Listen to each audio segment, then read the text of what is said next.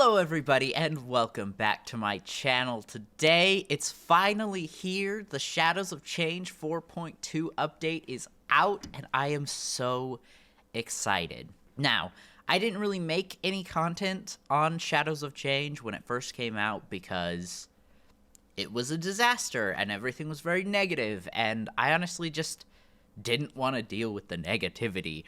But we're here, they fixed it, and I am so happy and excited.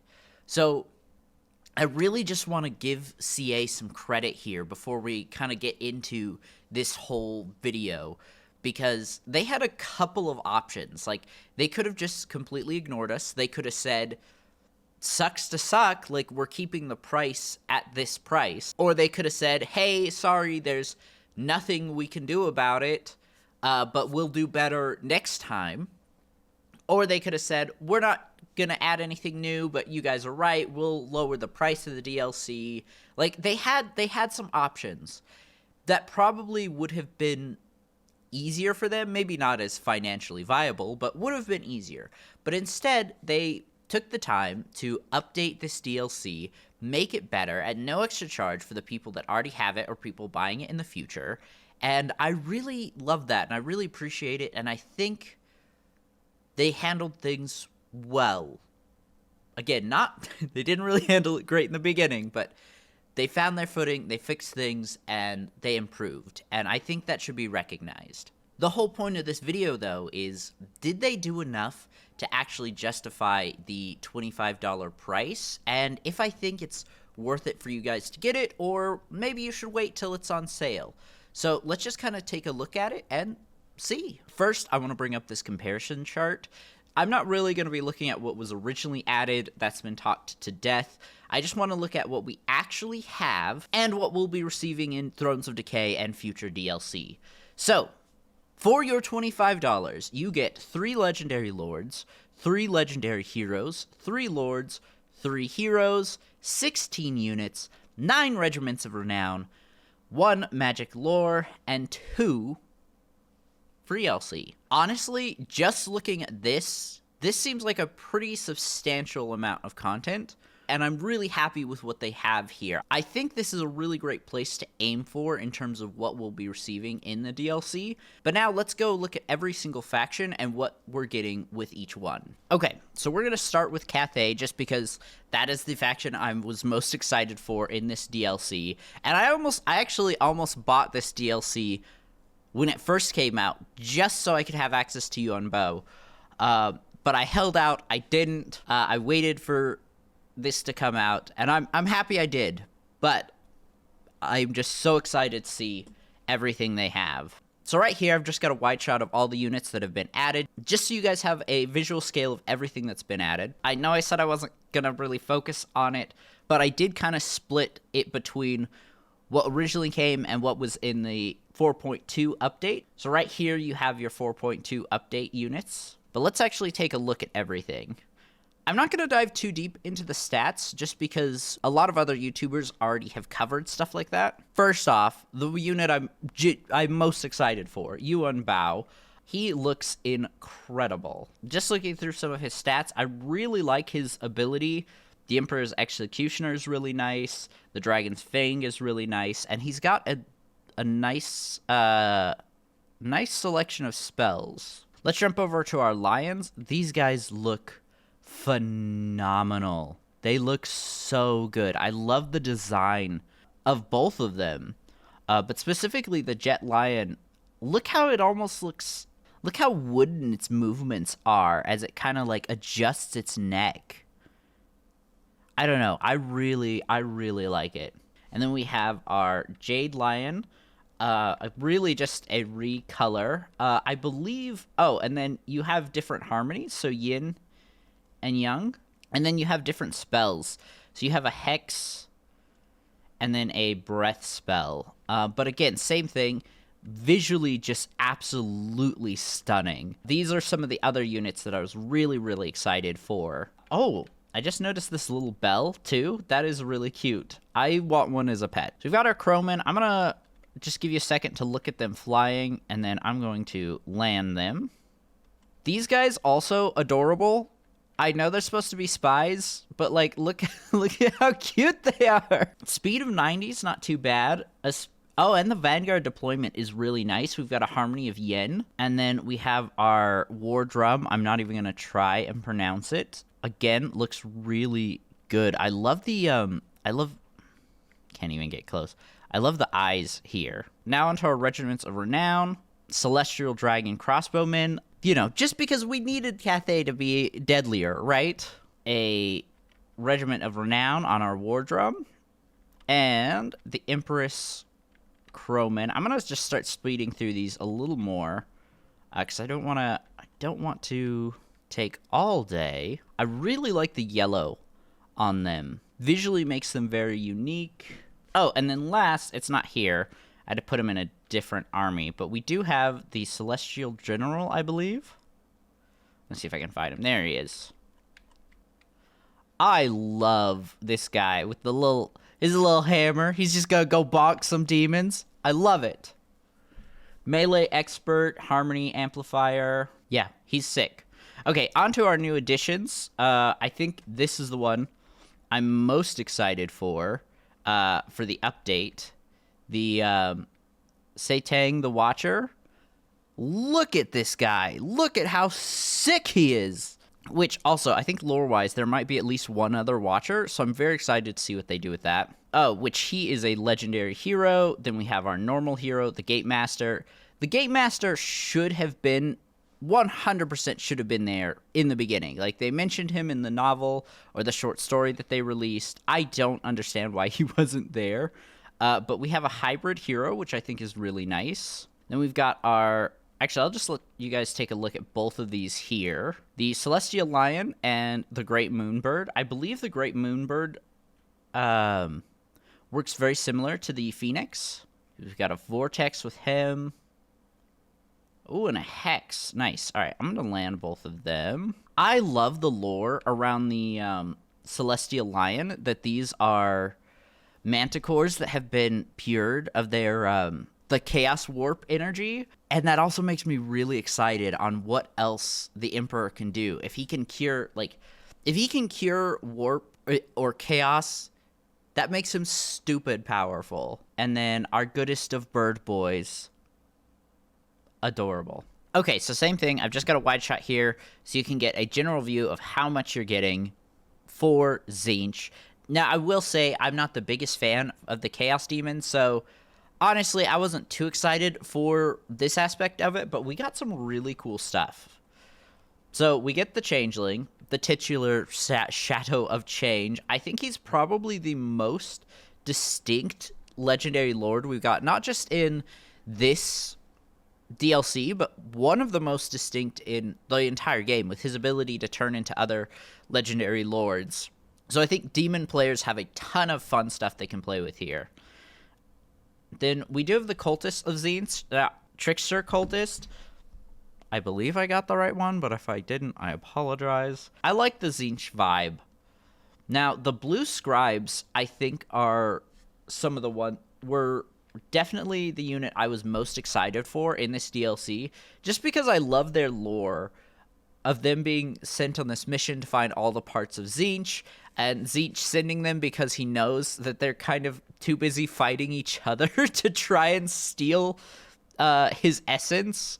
I really like that. And they've got some really interesting spells, some really interesting abilities. Like I said, I'm not going to go through all of it because other YouTubers have, but I think you're going to get a lot of value out of these boys. And just look at them. They're so cute. On to our Tzaangors.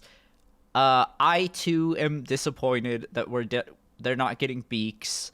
But what are we supposed to do, right? Like many other YouTubers have said and people have talked about, seems like more of a Games Workshop issue. But I am happy with them. I really, really like their shields. The details there is just really nice. And the purple horns, like, I definitely do think they did enough to give it a Tzeentch vibe. But I also understand why people were disappointed. I can never take this one seriously, but the Cockatrice is a really cool monster.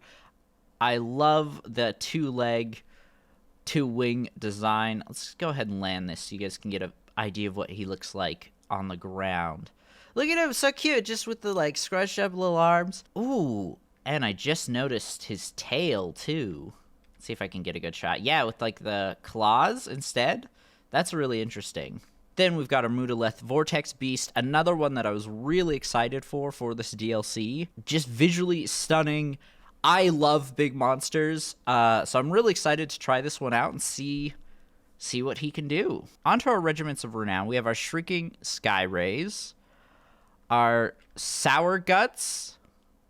Ooh, I really like their knife. And then another Mutalith Vortex Beast. I like the purple on this one. Definitely prefer this one visually over the normal version. And then on to our 4.2 updates. We've got a Chaos Lord of Tzeentch. Really nice to get a hero or a melee-focused lord. Visually, he looks stunning. Like, look at this pauldron being like a demon head. That looks so good. Got our Exalted Hero of Tzeentch. I love the 3 heads. Again, really nice to have some more melee-focused units. Changebringers. Some flying monster missile units. These guys are going to be really fun to use. And then our Tzaangors. Oh, interesting. I like almost like the tiger. I'm sure it's just paint, but almost making them look like tigers. We do get some feathers. Like, I really like the detail here of the fact that instead of fur, they've got feathers around their ankles. Again, the purple horns. I definitely feel like same thing with the Tzaangors. They maybe could have done a little more to fit into the Tzeentch aesthetic, but it definitely feels Tzeentchian, and I like that. All right, besties, you know the drill. Here's your generic wide shot, just so you can kind of get an idea of everything that's added. Also, let's start with our free LC content that just got added. We get Katarin's War Sled, which I am super excited for. This is something I was really wanting them to add since the beginning. I know some people are against bears. I won't name names. I personally wish it was a bear sled, but the horse sled still works, especially with you got some archers. You got a little guy driving here. I like it. I like it. On to Mother Ostankya. This is, again, just a really cool legendary lord. They had some fantastic options here in this DLC, and they just added the Lore of Hag, which I think is really cool. Oh, don't do that. No, not the little guy. He's just swimming. He just went on a swim. Nothing else. So I believe she's got a really sick selection of new spells to choose from. We also get our Hag Witches, which this is just, I think this is a Hag Witch of Beasts.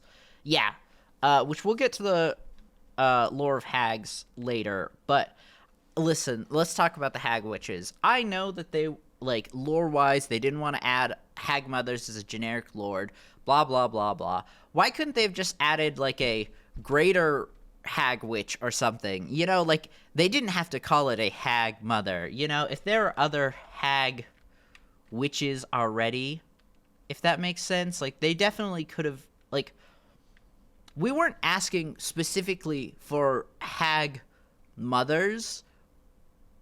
Like, they didn't have to be called that, you know? I don't know. How they handled it, I think, was okay, but I definitely, this was the one change they talked about where they're like, oh, sorry, we just literally can't do that. Whereas, like, there definitely could have been a workaround, I think.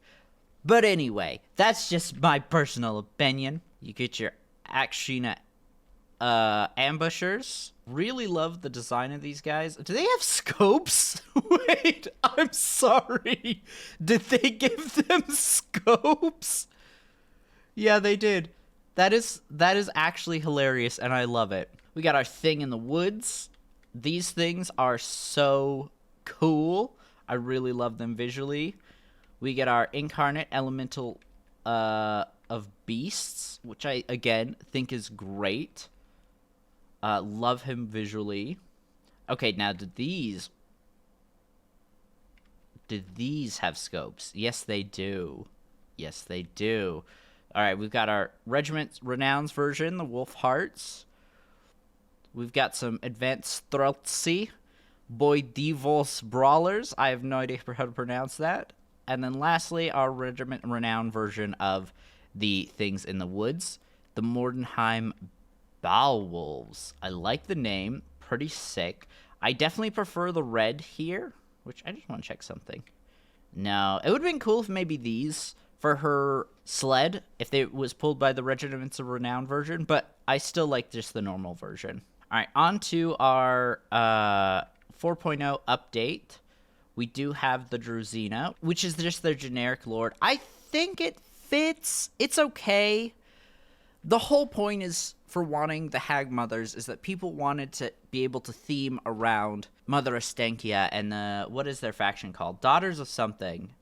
I'm a fake fan. I'm sorry. That's why we wanted Hag Mothers. I mean, it still would have been cool, but people like to roleplay as they play through this game, and I don't necessarily think the Druzina fills that spot. It's better than what we had, but it doesn't quite fit into that like Hag Mother aesthetic that I think people were looking for. Then we got our Golden Knight. Can I be honest with you guys? I genuinely hate the design of the Golden Knight. I really don't like her armor. I love the lore. The lore is freaking sick, and I love her sword. The cape and shield. The cape and shield look really good.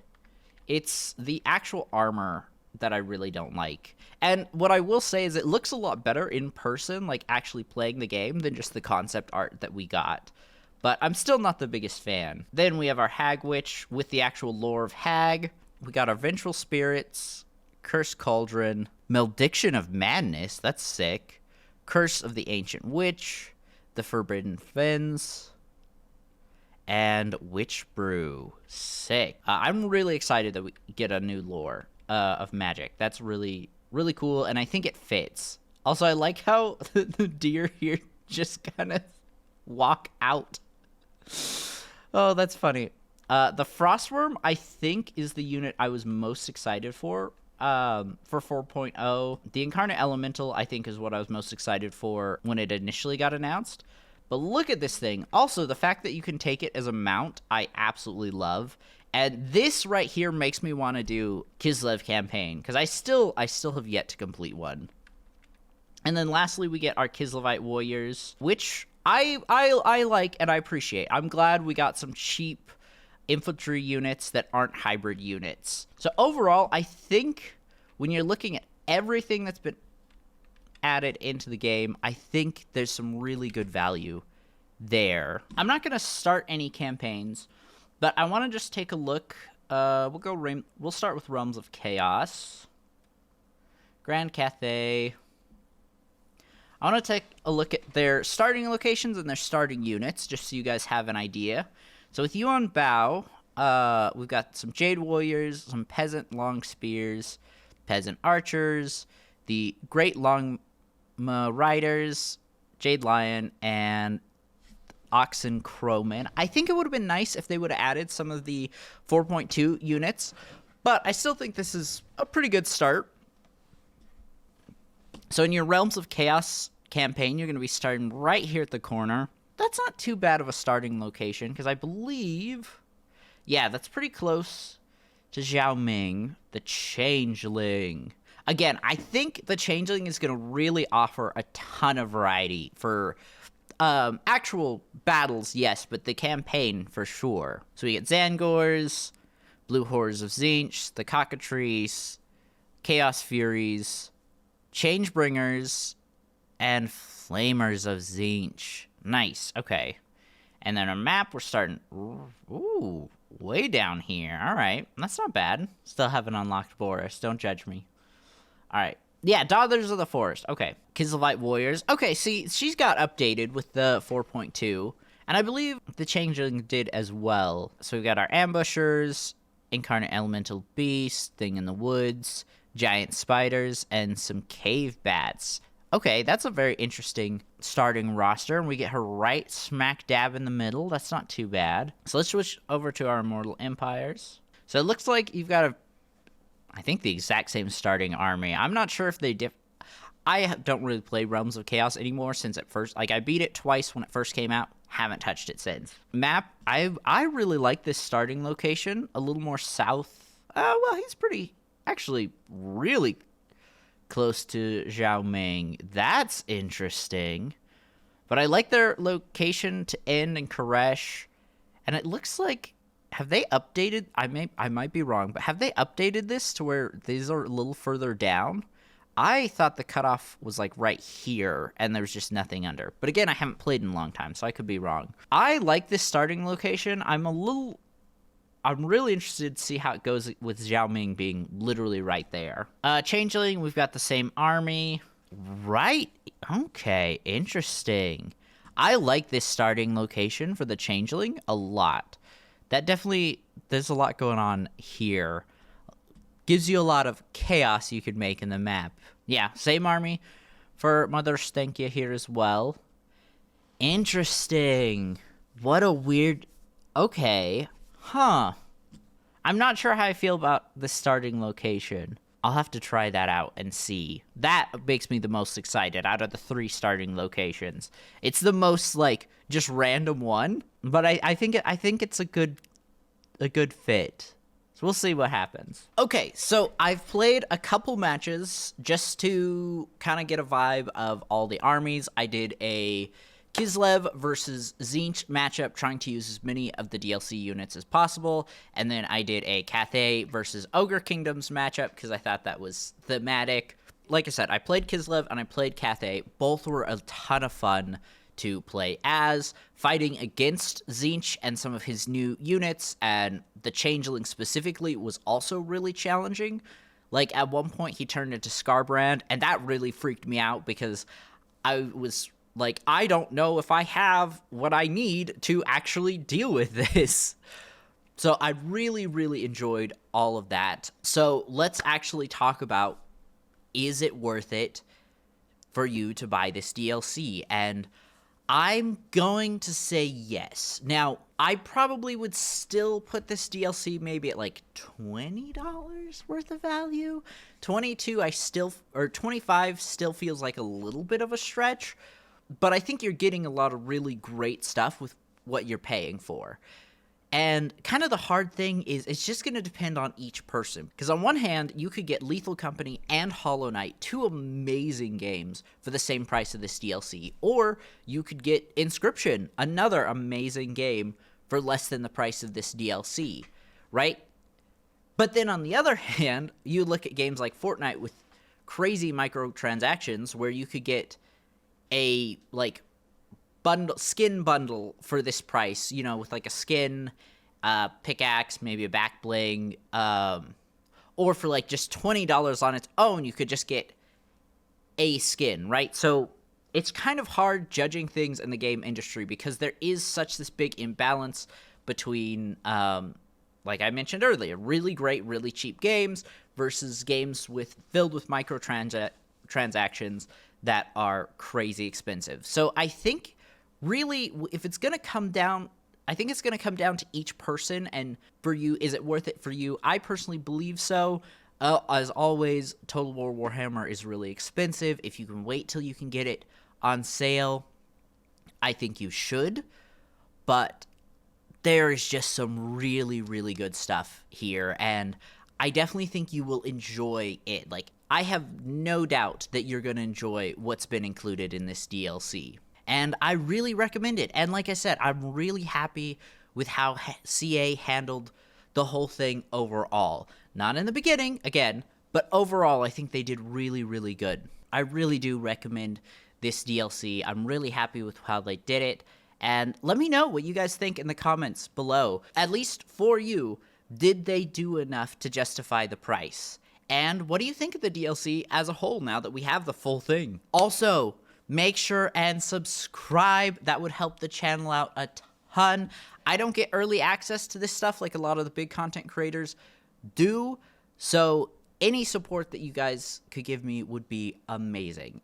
Anyway, that's all for today. Thank you so much for watching, and I will see you in the next one. Mother Goose out.